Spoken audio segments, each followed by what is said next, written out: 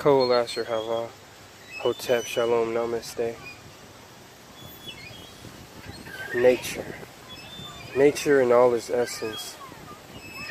When one is in tune with themselves, they can do all things perfectly. If a robber is in tune with himself, he will become the perfect robber. The perfect husband, if he's in tune with himself as being a husband, he will become his wife's version of a perfect husband. A banker, an accountant, no matter what your craft is, if you are in tune with who you are, you will become your perfect version. A philosopher, if he's in tune with himself, he has become his perfect version, his perfect self. Perfection. They say practice makes perfect. That is true. Although it's more than just practice. You have to know it. You have to see it within you. You have to speak it, testify. You have to accept and love this, your craft, what you do. You have to accept it and love it. You have to will it, want it, do it, act on it at all times, whether you're bored, tired, sleepy, whatever. You have to feel it. Feel it physically and emotionally. You have to feel this. Your craft, your desire, your job, what you really want, you have to feel it. And ultimately you will become it. And this in turn it will affect your experience, which will change your perception on all things around you. Let me explain to you what I'm talking about. In order for anybody to become their perfect selves, to be in tune with who they are or what they believe, there is no I, there is no me, there is no you. It's us, it's we. You will be in tune with the earth. You will be in tune with who you are, what you want. You cannot become perfect if you are not in tune with what you want. You can do great and do a little better, but you will never become perfect.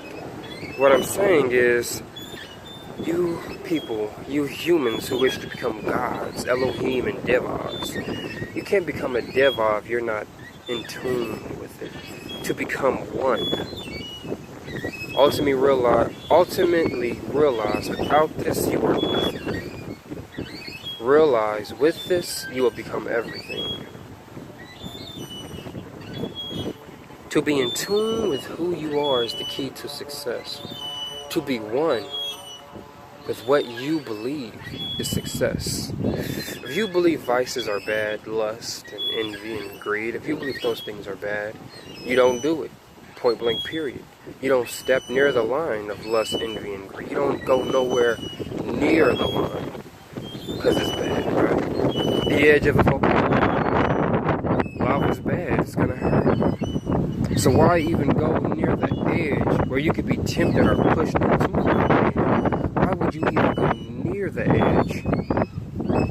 Why would you go even to the edge of a cliff knowing there's jokers all around you and they would eventually try to push you over the edge and choke you? Why?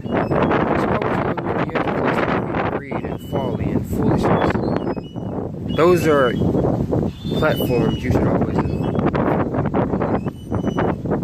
For you to always look for a life of desire, knowing that's not what you want.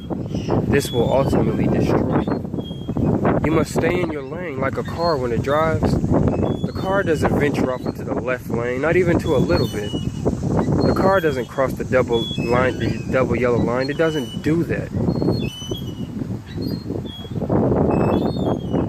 The car does not cross into traffic because the person within the car knows once he goes outside his lane, he will die.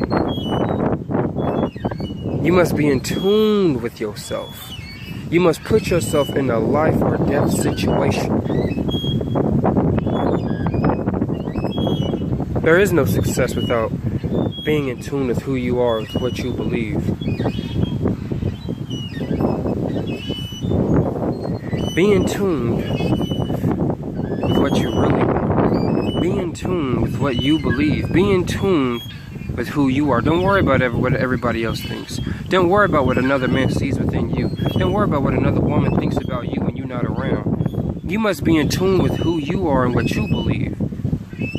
If you do this, you will be perfect. There is no tricks, no steps, no none of that. Just be in tune with what you want, with what you believe.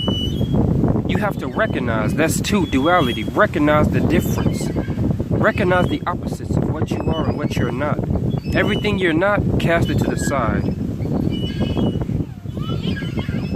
Everything that you don't want in life, cast it to the side.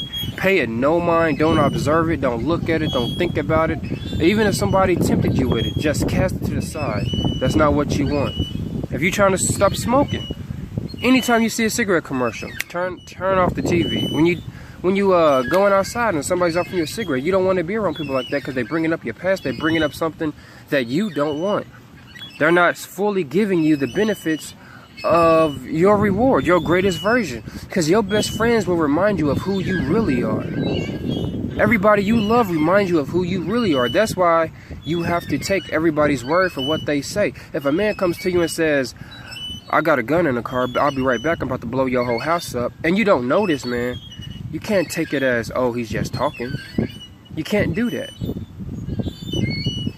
You can't do that. You can't, especially if you have children in the house. You cannot do that. You can get yourself or somebody you love hurt. You have to take everybody's word for what they say. That's the throat chakra. It's truth. Anything you say is the truth.